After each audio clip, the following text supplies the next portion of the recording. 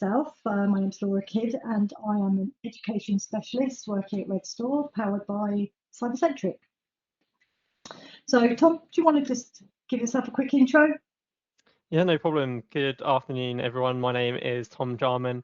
I'm a senior cybersecurity auditor at Secure Schools. So my day-to-day job role consists of conducting cybersecurity audits, as well as consulting and assessing on the CyberSentriq scheme, which is a UK government-backed certification. Just so you guys have a bit of context about my background, I was an IT technician within a multi-academy trust for about 5 years before joining the world of cybersecurity, and I also hold the CISP and CISM qualifications. Brilliant, thanks, Tom.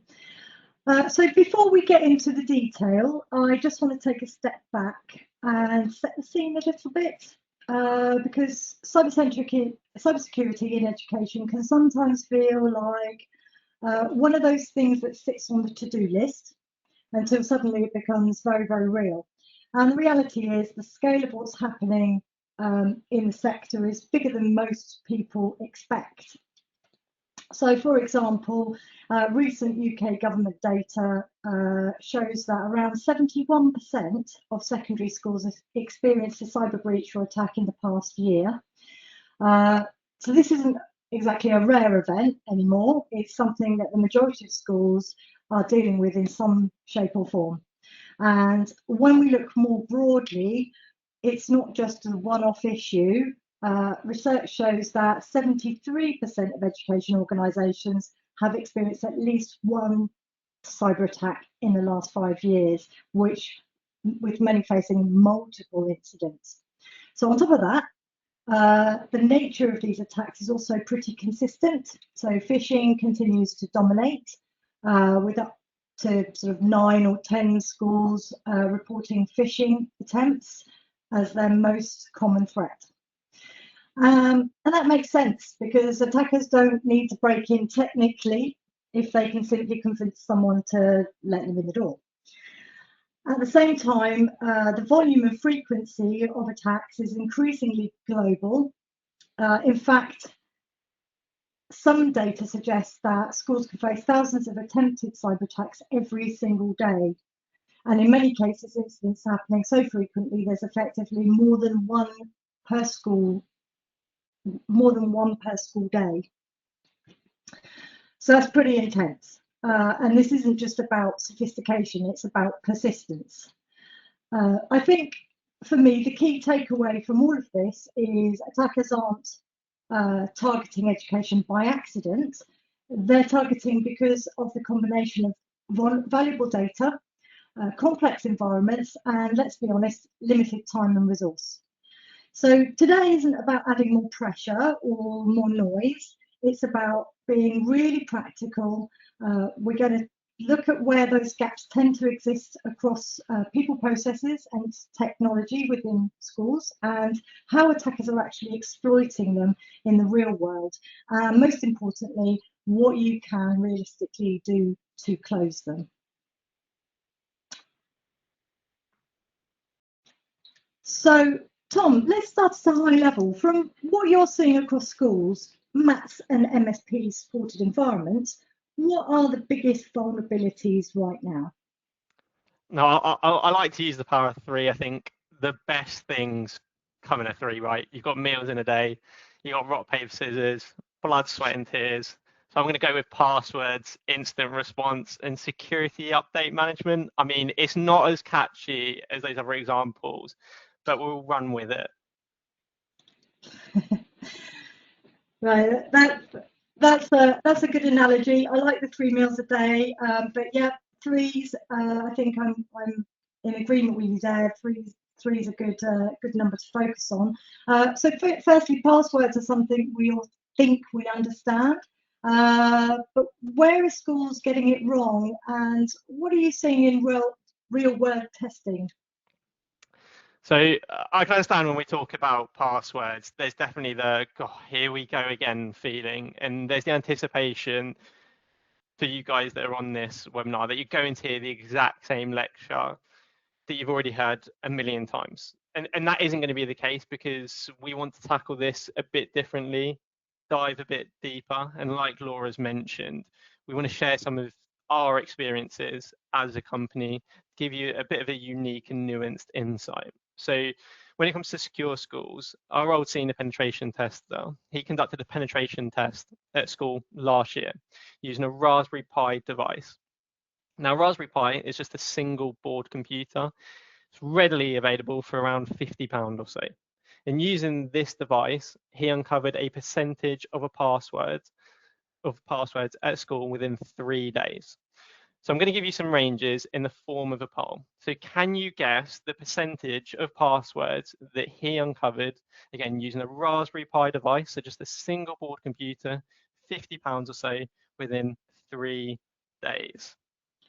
So we've got multiple options within this poll. We've got 0 to 15%, 15 to 30, 30 to 45, 45 to 60, and 60 plus. So just chuck in your votes. How many passwords did we crack at the school using a Raspberry Pi? So there's a good few votes in here, with the most popular one being 60%. We've also got a guess for 15 to 30 and a guess for 30 to 45 as well. So I won't leave you waiting too long. The correct answer is 50%. So thinking about that statistic, how would you all feel if I said to you right now that I could get into half of your houses? And that feeling is the reality of how important our passwords are. They're the first line of defense in securing our accounts, and it's vital that we apply best practices to them. If we look at Cyber Essentials, which, as I mentioned at the start, is a government-backed scheme, it mandates that passwords must be a minimum of 8 characters in length if they're supported by MFA or a deny list. And if they're not supported by either of those means, then they must be a minimum of 12 characters in length. Now, utilizing the NCSC's best practice techniques, such as 3 random words, can really help in creating long, memorable, and secure passwords.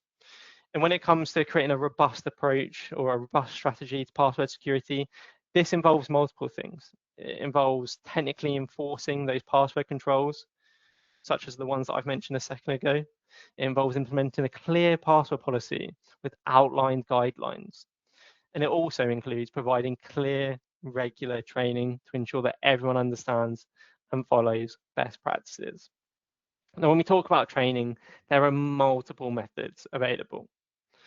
You've got videos along with practical training methods like phishing simulations, and these really help to create a culture where cybersecurity is elevated to the same level as something like safeguarding. And this is vital, as safeguarding data, including sensitive information, it effectively contributes to the same core mission of protecting students' welfare.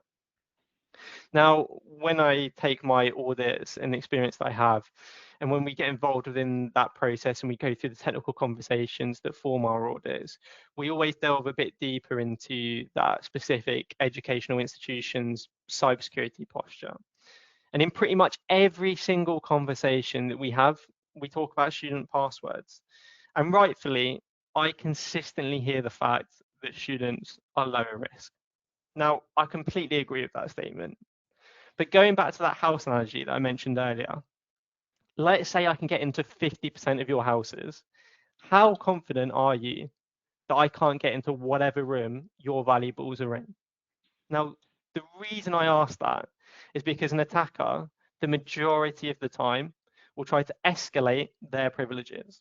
They'll start with a non-privileged account, such as a student account, and then aim to gain admin access, the valuables. Again, going back to our penetration tests, an overwhelming number of assumed compromise tests, which starts with access to a non-privileged account, such as a student account, ended up with our senior penetration tester having domain admin access. Essentially, most of the time, he gets the keys to the kingdom. So again, I completely agree that student accounts and students in general are low risk when it comes to cybersecurity and the privileges and permissions that they have. But this real world experience just emphasizes the importance of securing these accounts.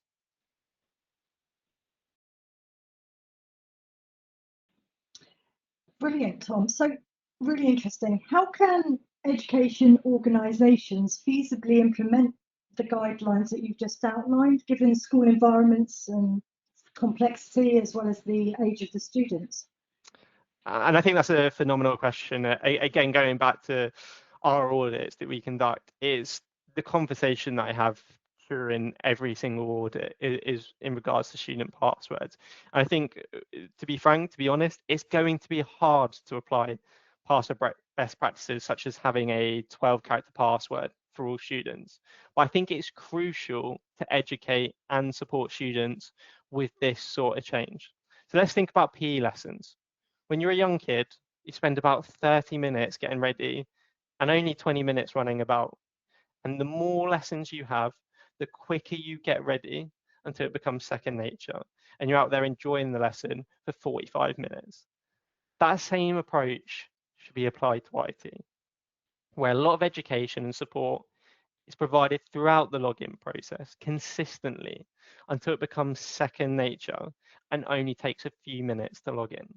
Not only will that improve the school's security, but it will ensure that these students grow up appreciating the importance of cybersecurity and they can adopt this approach for the rest of their lives.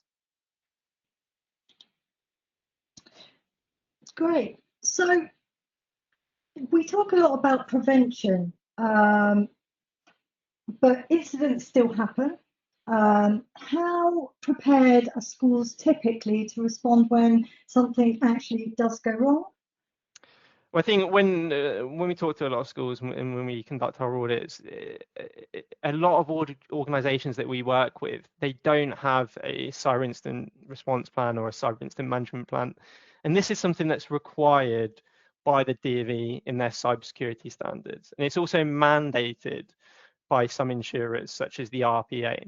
Now, these plans, they're documents that outline how the organization should respond to a security incident, such as a data breach or a ransomware attack. They include people's roles, responsibilities, they include communication plans, and also some recovery steps as well. And the great thing about having these plans in place is that they help to reduce the financial, operational, and reputational harm to the institution in the event of a cyber incident. And taking this a step further, having a plan in place is absolutely a great step, but testing it is truly invaluable. Just as we conduct fire drills termly to ensure that everyone knows how to respond quickly and safely in the event of a fire, regularly testing your cyber incident response plan ensures that staff are prepared to act swiftly and effectively during a cybersecurity incident. And both exercises help identify gaps in the process, improve coordination, and ensure that when a real incident occurs, everyone knows their role and how to minimize the impact. And this proactive approach serves as an important educational opportunity, which helps staff be better prepared and it helps to just reduce that initial panic that undoubtedly sets in when there is an actual incident. Sounds sensible, to be prepared for these things before an event actually happens. So patching and updates sounds simple in theory, but in reality they're often quite messy in schools. What are the biggest risks here? Yes, I completely agree with what you're saying there. And I think in terms of the biggest risks, there's almost two common themes that crop up. First is having unsupported software and devices. Now, the reason that this is a risk is because unsupported software that no longer receives security updates just leave known and unknown vulnerabilities unaddressed, which attackers can exploit to gain unauthorized access, spread malware, or even steal sensitive information. And although within a school environment, it's not a straightforward process, the best practice would be to remove unsupported software and devices by upgrading or replacing them. What I would say is if there's an essential need to use this unsupported software or device, then it should be segregated from the rest of the network and all internet access should be removed. Moving on to the other kind of common risk that we spot, it's not applying vulnerability fixes in a timely manner. So the use of vulnerability fixes is a change of terminology, and it's being weaved into the DoD cybersecurity standards as well as the CyberSentriq scheme. What it means is it includes patches, updates, configuration, or registry changes, as well as vendor provided scripts. Essentially, if a vendor is producing some sort of security fix that's considered high or critical risk, or it's not even categorized, then it needs to be applied. Now, the risk of untimely patching windows is very similar to what I just mentioned about unsupported software. It leaves known and unknown vulnerabilities unaddressed for extended periods of time. Now, if we look at the standards, so the DoD cybersecurity standards and the CyberSentriq scheme, they both require that all high and critical risk vulnerability fixes should be applied within 14 days of release. And then the reason that they recommend that or mandate that is that it minimizes the attack window of potential vulnerabilities, and it also helps to standardize your update process. Now, you can use things like patch management solutions to really help provide greater control and visibility over the patching process, really just ensuring that all software receives updates, again, in a timely manner. And a systematic approach to updating not only reduces that window of opportunity for attackers, but it also standardizes the process and lessens reliance and workload on your staff, whether that be the IT team or users of the device itself directly having to go and restart their device, for example. Now, the best approach is combining automated patching solutions like I've mentioned and monitoring with maybe periodic manual verification, as that really just ensures you're taking a comprehensive approach and really ensure that you're improving your overall defense against threats and vulnerabilities. Now, when it comes to manual spot checks, the reason they're so great is because they're a valuable supplement to any automated process, almost like checking, let's say, an AI prompt that you use or an AI chatbot. And it really just helps to identify devices that may be non-compliant with your update policies and allows you to take corrective measures promptly. Brilliant. So we've discussed some of the vulnerabilities that exist within the education sector. So how do attackers actually exploit these protection gaps? When it comes to attackers, they rarely break through the strongest control. Instead, they look for the weakest combination of people, processes, and technology that allows them to gain access and then move through the environment with least resistance. And there are so many routes and potential paths that an attacker could take. But let me just run through an example scenario to show you what that looks like.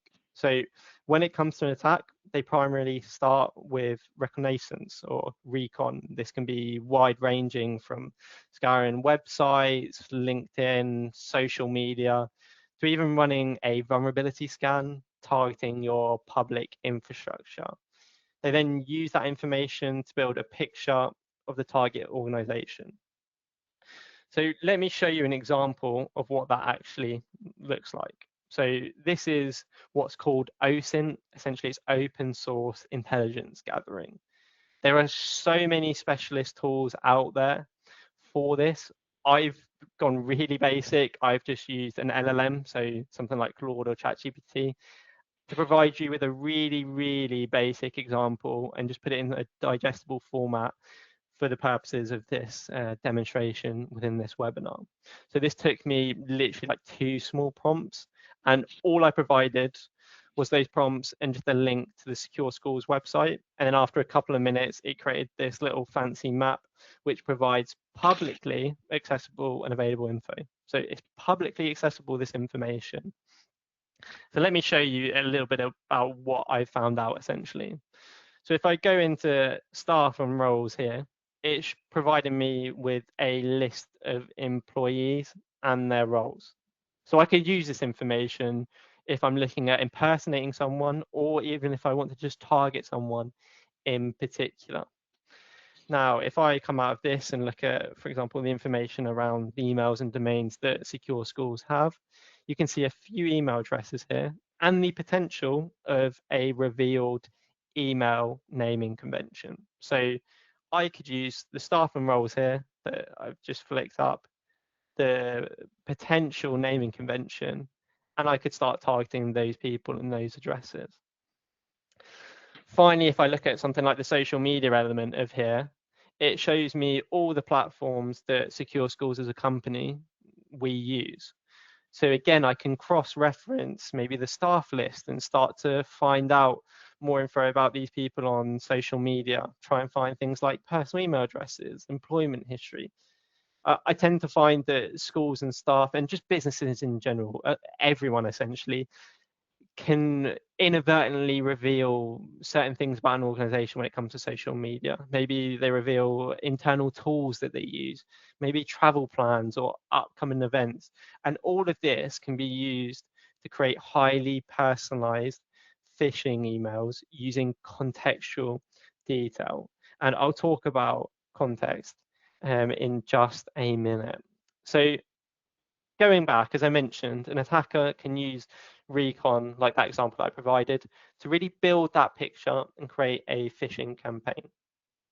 Now, if you get one person who enters their credentials and they don't have MFA, then there's your access.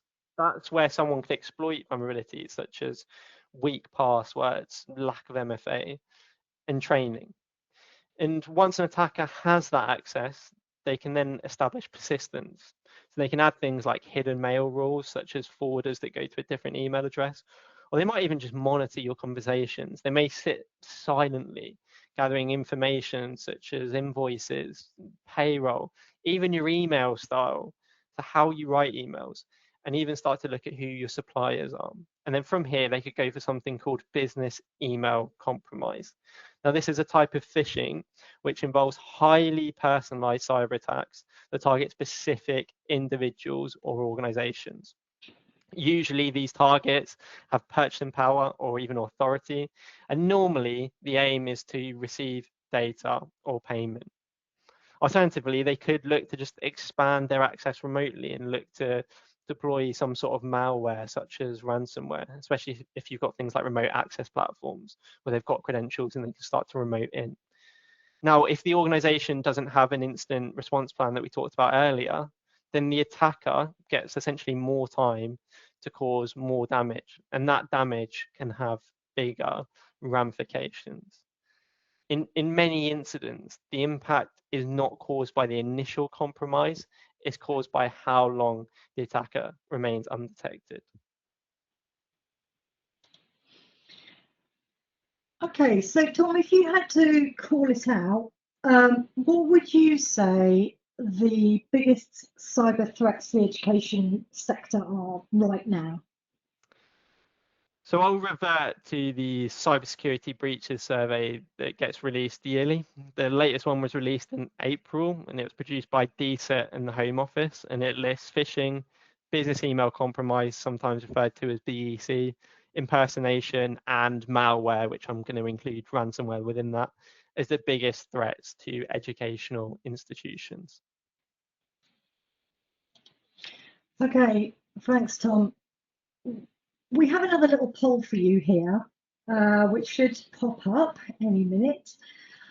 So let's talk about backups, because this is something it often gets attention, but after an incident occurs.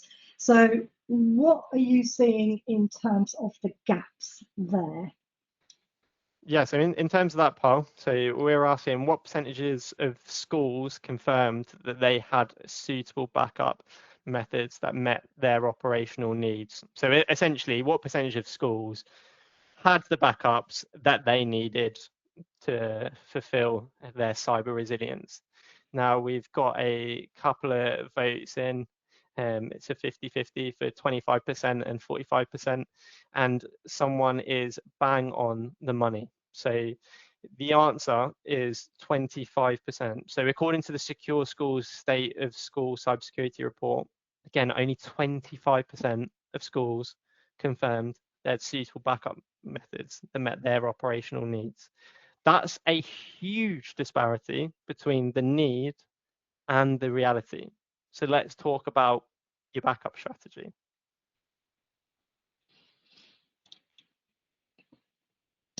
Okay, so backups. If a school is listening today and thinking, we absolutely need to get this right, what does a good backup strategy actually look like in practice, Tom?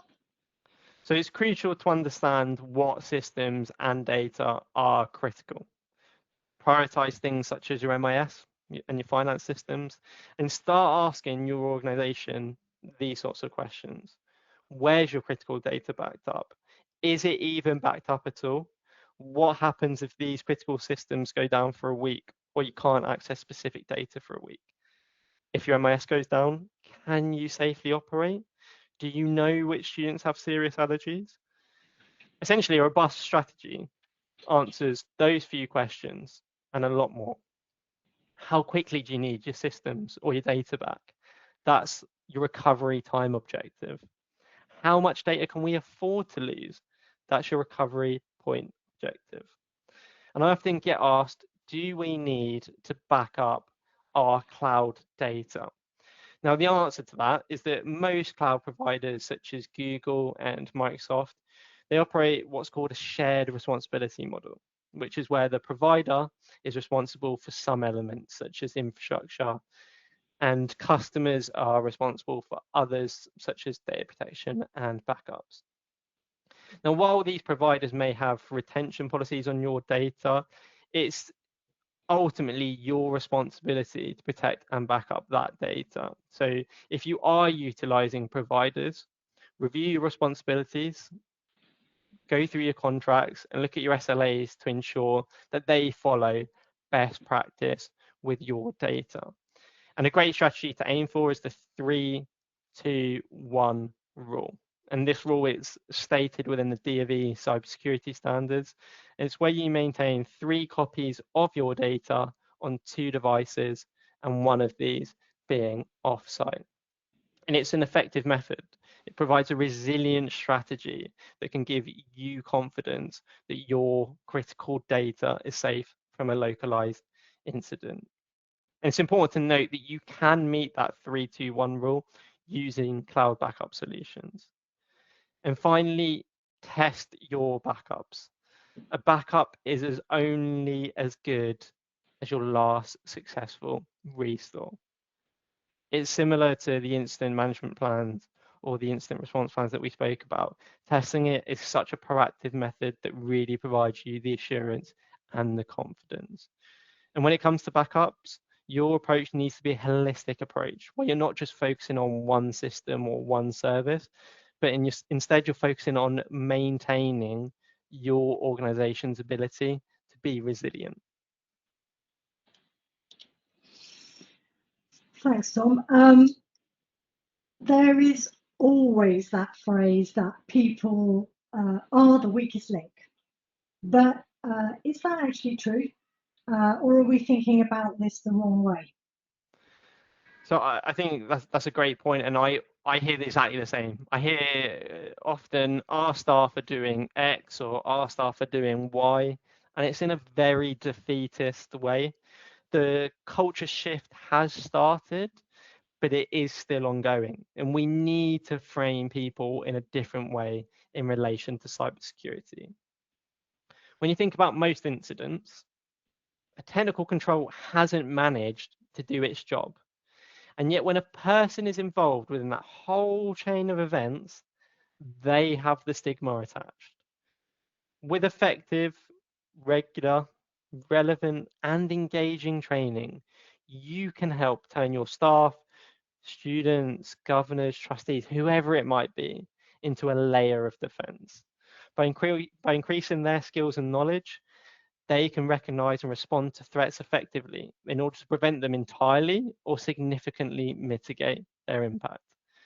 Now, phishing simulations are a really great tool. They can help provide a safe and controlled environment where people can practice recognizing and responding to real world phishing tactics. As we've mentioned before, they're one of the highest risks to the education sector. So it's important that you offer kind of invaluable hands-on experience to really just reinforce your theoretical training through that practical engagement. And when conducted ethically, they contribute to the development of a security conscious culture across your organization. Now, with the huge acceleration in AI advancements and